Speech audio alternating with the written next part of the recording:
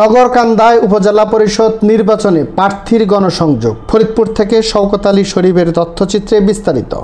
21 মে দ্বিতীয় দফে উপজেলা পরিষদ নির্বাচনকে সামনে রেখে ফরিদপুরের নগরকান্দা উপজেলা পরিষদ নির্বাচনে চেয়ারম্যান, ভাইস চেয়ারম্যান ও মহিলা ভাইস চেয়ারম্যান প্রার্থীর ব্যাপক গণসংযোগ, উঠান বৈঠক ও লিফলেট বিতরণ করেছে।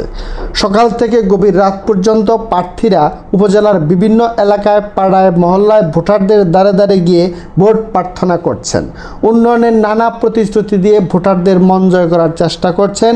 এবছর নগরকান্দা উপজেলা পরিষদ নির্বাচনে চেয়ারম্যান পদে 2 জন প্রার্থী প্রতিদ্বন্দ্বিতা করছেন।